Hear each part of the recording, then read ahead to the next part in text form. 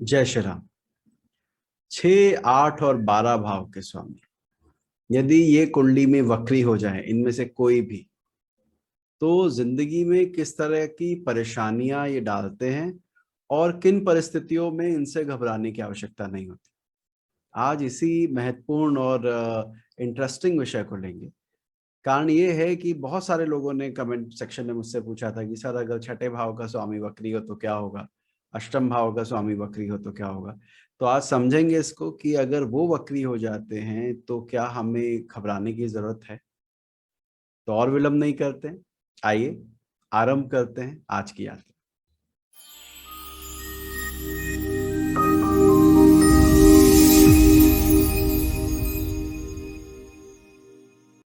देखिए, 6, 8, 12 भाव के स्वामी यदि वक्री हो तो चिंता करना जायज बात है, क्योंकि कहा यह जाता है कि बुरे भाव के अधिपति अगर कुंडली में बली अवस्था में हो तो परेशानियां बढ़ाते हैं। शायद यही कारण है कि विपरीत राजयोग जैसी परिस्थितियों में उन ग्रहों के कमजोर होने को अच्छा माना गया। वापस अपने मुद्दे पर आते हैं, क्योंकि वक्रत्व एक स्पेशल तरह का बल होता है जिसे चेष्टा बल भी कहा जाता है। तो यदि ये आपकी कुंडली के बुरे भाव के अधिपतियों को मिल जाए तो चिंता होनी लाजमी है, और अधिकतर कुंडलियों में परेशानी का सबब बनते भी हैं, कारण बनते भी हैं। तो अब कब ये ज्यादा नेगेटिव रिजल्ट देते हैं और 6, 8, 12 इन तीनों में क्या क्या अंतर हो जाता है वक्री होने पे, तो उसको समझते हैं। सबसे पहले, अगर आपकी पत्रिका में छठे भाव का स्वामी वक्री है तो आप ये मान के चलिए कि आपके जीवन में चुनौतियां औरों के मुकाबले कहीं ज्यादा है, और वो बार बार आपके सामने परेशानियां और स्ट्रगल क्रिएट होगी, ऑब्स्ट्रक्शंस आएंगी। पर पर यदि वो लग्नेश का मित्र भी है, 6, 8, 12 का छठे भाव का स्वामी होने के साथ साथ अगर वो लग्नेश का मित्र भी है, उस परिस्थिति में आप उसको ओवरकम करेंगे और तरक्की करेंगे और उसका लाभ आपको ताउम्र मिलता रहेगा। अष्टम भाव के स्वामी के वक्री होने पर क्या होता है कि सडन इश्यूज आपके लाइफ में आते हैं, प्लान्ड वे में नहीं। आपका जीवन अच्छा भरा चल रहा था, कोई परेशानी नहीं थी, सब सुकून से चीजें, गाड़ी आगे बढ़ रही थी, आपको दिख रहा था 2 साल बाद मैं ये करूंगा, तीसरे साल में आगे अगला स्टेप मेरा ये होगा। आपके सारे प्लान्स को फेल कर सकता है अष्टम का स्वामी यदि वक्री हो तो। अचानक से परेशानियां, सडन परेशानियां, जैसे घर में किसी का बीमार हो जाना, सरकार के नियमों का बदल जाना, बहुत कुछ ऐसा हो सकता है जो अचानक होने की वजह से आपकी लाइफ में परेशानी है। इसके बाद द्वादशाधिपति यदि वक्री हो तो क्या देखने में आता है। द्वादशाधिपति का एक और नाम भी होता है, द्वादश को लीन भाव कहा जाता है। तो आप पैसा जोड़ रहे हैं, वेल्थ है, अकोमुलेट कर ली है किसी नोबल कॉज के लिए कि आगे चल के बच्चों पर पैसा खर्च करूंगा, लड़की की शादी पे लगाऊंगा, लेकिन उस घटना के होने से पहले कोई और घटना उस धन को अपने ऊपर खर्च करवा लेगी। यानी जिस पर्पस से आपने वो पैसा जोड़ा था उस जगह पे ना खर्च होकर कहीं और वो पैसा खर्च होगा। यदि आप विदेश जाने के बारे में सोच रहे हैं और लग रहा है कि मुझे बाहर जाना चाहिए और उसके लिए प्लान कर रहे हैं, वीजा की तैयारी है, पीआर लेना चाह रहे हैं, आप देखेंगे कि सब कुछ अच्छा होते हुए भी काम रुकेगा, रुक रुक के होगा, इतना आसानी से आप नहीं जा पाएंगे। तो ये है जब 6, 8, 12 के स्वामी वक्री होते हैं। लेकिन इनमें जो मैंने कहा कि एक तो ये देखना जरूरी है कि वो लग्नेश का मित्र है कि नहीं, और दूसरा ये भी जरूरी है देखना कि वो किस भाव में बैठा और कहाँ दृष्टि डाल रहा है। मैं जानता हूँ इतनी सारी चीजों को जब इकट्ठा करके देखते हैं तो फलित बदल जाता है, और इसीलिए अब हम कुंडलियों पे चर्चा करेंगे। जो अभी तक हमने बात की, कुंडलियों पे इसको कैसे लगाते हैं उसको समझते हैं।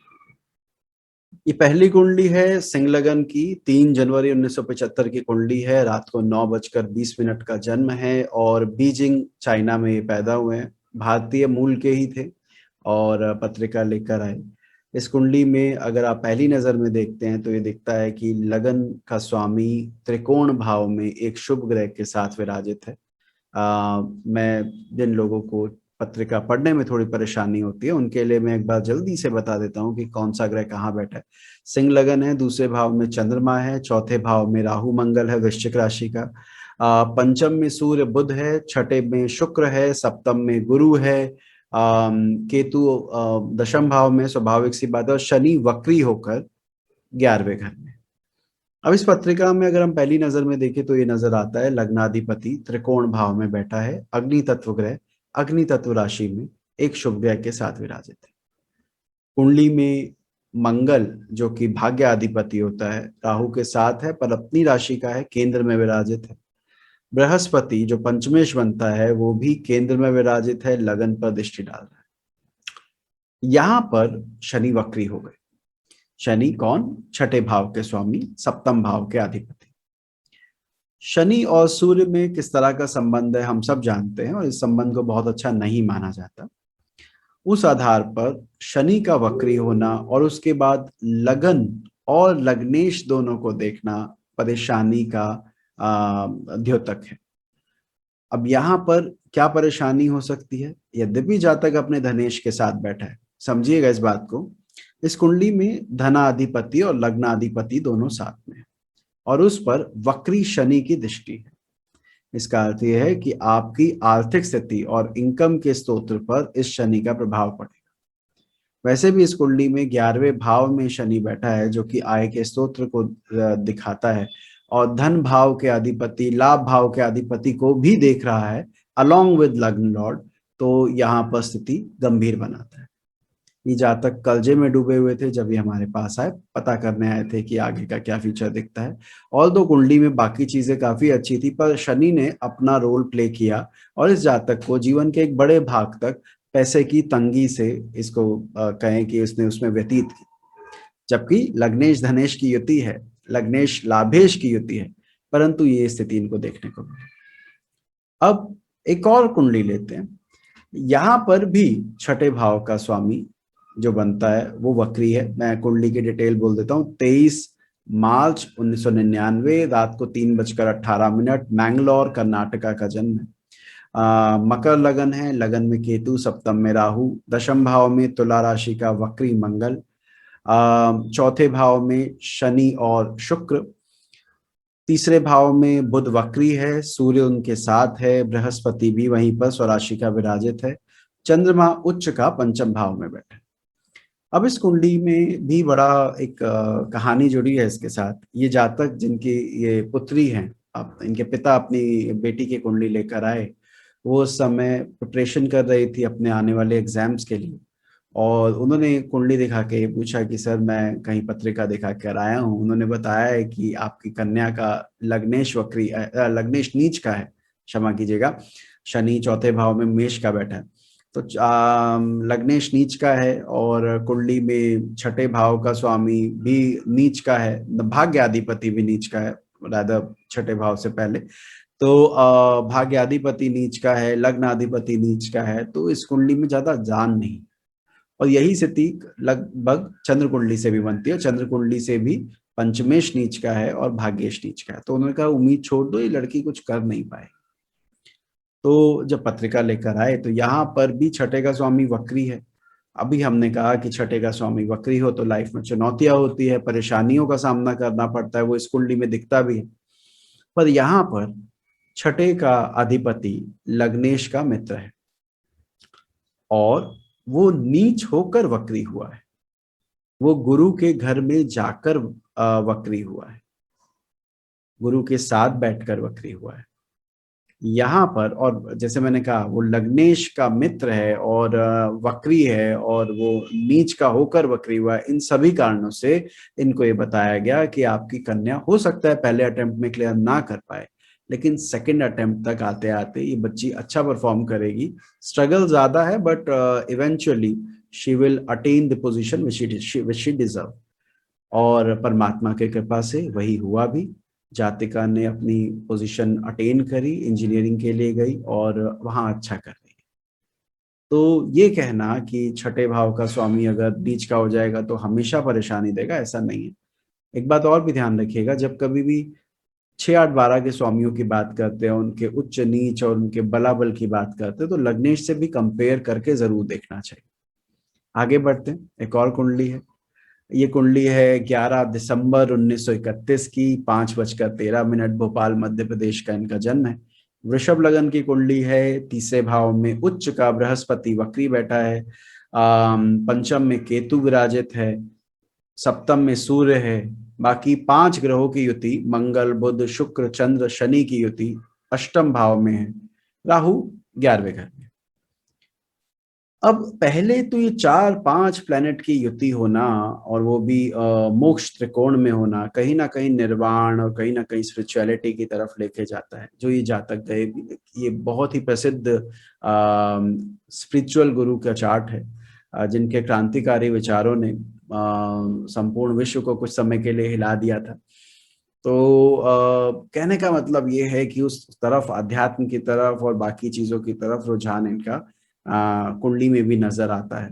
इस कुंडली में एक बात और ध्यान दीजिएगा कि लगन का स्वामी, पंचम का स्वामी, नवम का स्वामी, तीनों के स्वामी अष्टम भाव में विराजित है। मतलब अष्टम के द्वारा ही भाग्योदय का योग है।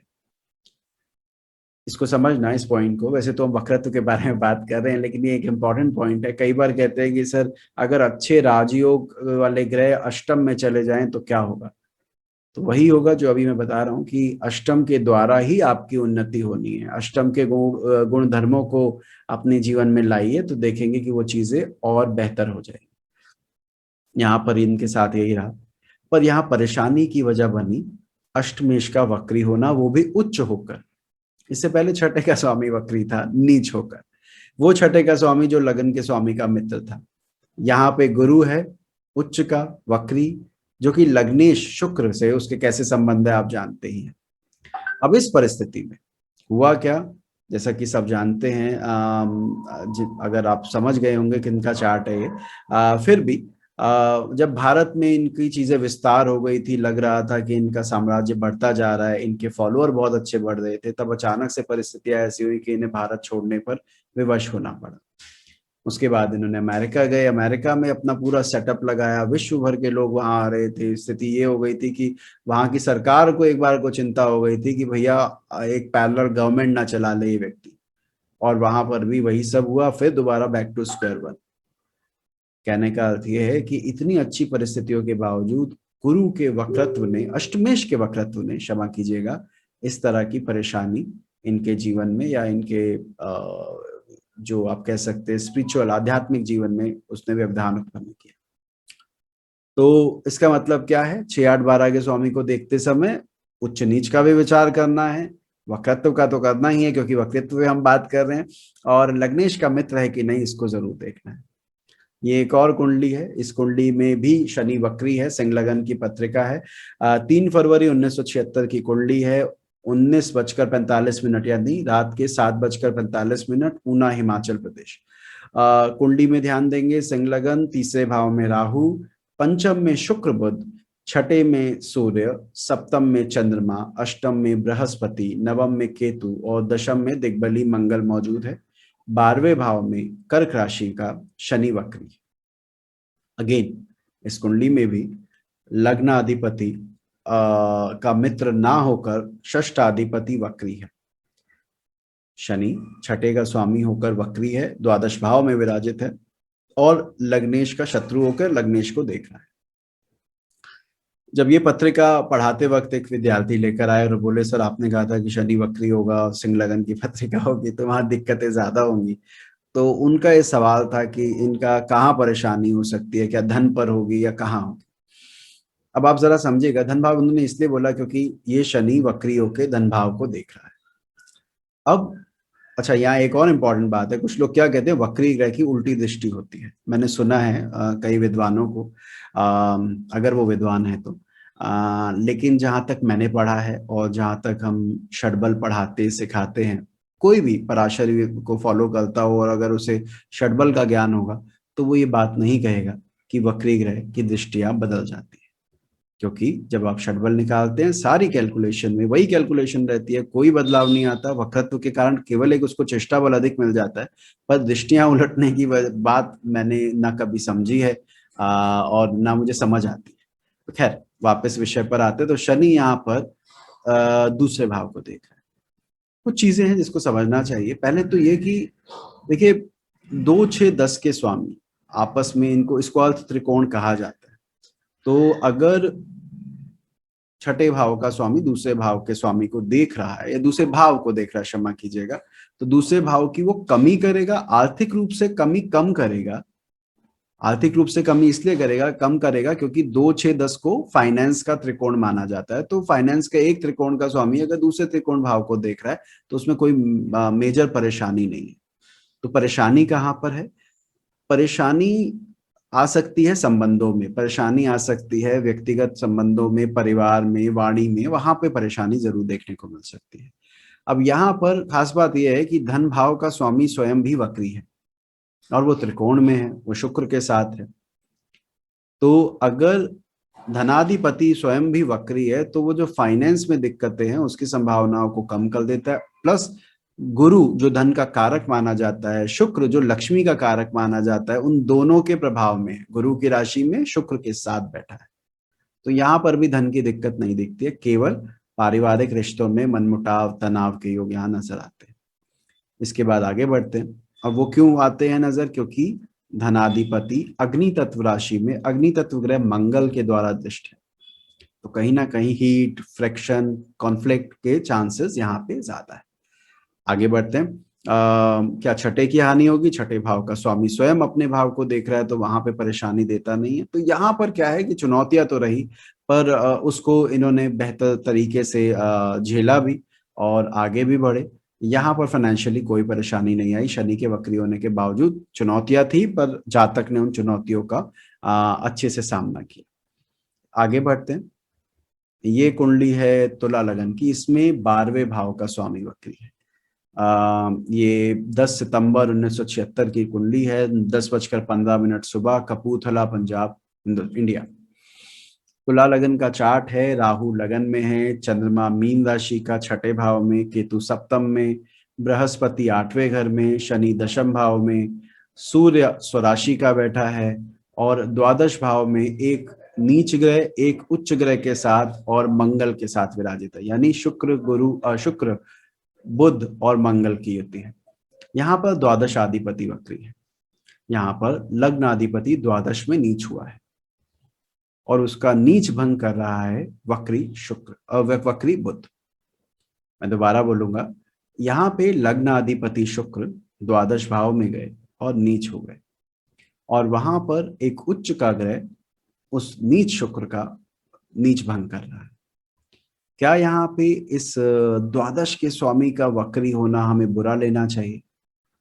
क्योंकि ये लग्नेश का मित्र है, लग्नेश के साथ बैठा है और उसके नीचत्व को भंग कर रहा है ड्यू टू एक्सॉल्टेशन, तो हम कहेंगे बिल्कुल नहीं, यहाँ पर ये फायदा देगा इस जातक को।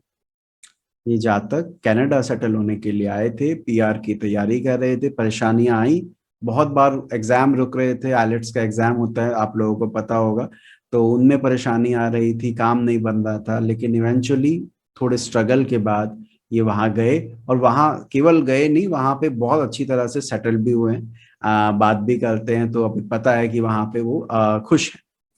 तो द्वादश में लग्नेश गया है, नीच हुआ है, उसका नीच भंग करने वाला ग्रह वक्री हुआ है स्वराशि का होके।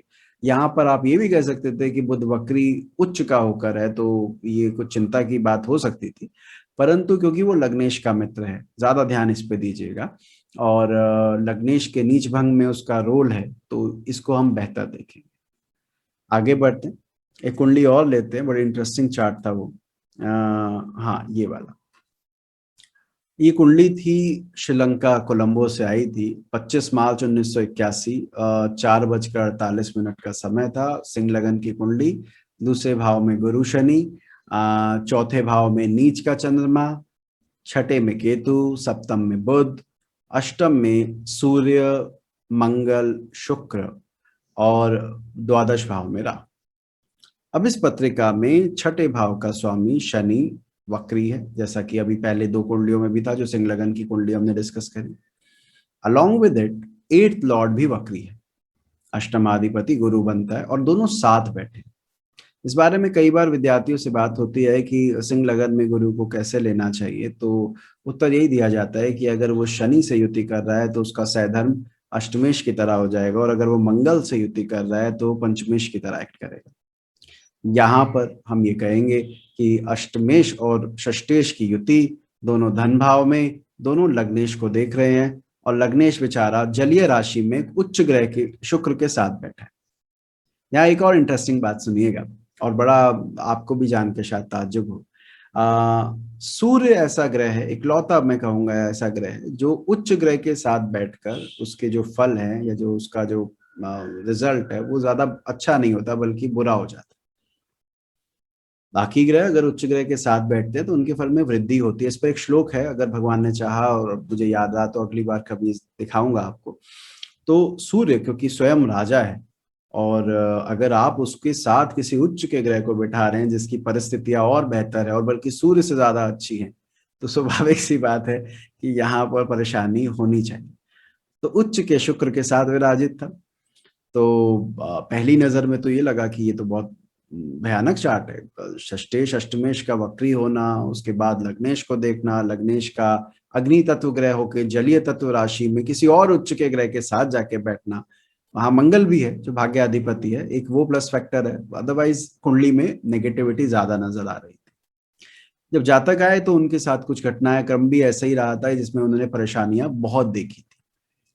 पर अगर इसी कुंडली को दोबारा देखें और ये देखने का प्रयास करें कि इस कुंडली में लग्नेश ठीक है, अष्टम भाव में है, अष्टमेश के द्वारा दृष्ट है, अष्टमेश उसका मित्र है और भाग्याधिपति भी उसके साथ बैठा है, या यूं कहूं कि इस कुंडली में लग्नेश, पंचमेश और नवमेश ये तीनों एक दूसरे से संबंध बना के बैठे हैं, तो ये लग्नेश में जान फूकने का काम करते हैं। देखिए, आपको पता होगा सूर्य बहुत ही स्वावलंबी ग्रह है, और यदि आपका लग्नेश सूर्य है, आपका सिंह लगन है, आपका लग्नेश सूर्य, अगर उसमें थोड़ी बहुत भी जान होगी तो आप किसी से कुछ लेना पसंद नहीं करते। हाथ हमेशा देने के लिए रहता है, किसी से मांगना हो तो बड़ी परेशानी हो जाती है। अब ऐसी परिस्थिति में अगर आप उच्च के शुक्र के साथ बैठे हैं जो लक्ष्मी कारक और पत्नी कारक माना जाता है, पत्नी के स्वामी शनि वक्री होके आपको देख भी रहा है, तो यहाँ पर परेशानियों से जिन्होंने इनको निकाला वो इनका ससुराल पक्ष था, इनकी पत्नी थी, जिन्होंने उस समस्या में जहाँ पे ये बहुत गहरी तरह से लिप्त थे, आर्थिक रूप से भी और भी कई परेशानियां थी, उनसे इस जातक को बाहर निकालने में इनकी जीवन संगिनी का और इनके ससुराल पक्ष का बहुत इंपॉर्टेंट रोल रहा। तो यहाँ दोनों तरह की स्थिति थी, बुरी भी थी और उस बुराई से निकलने के भी योग थे। तो जब कभी कुंडली देखे तो इन दोनों चीजों को चेक करना चाहिए।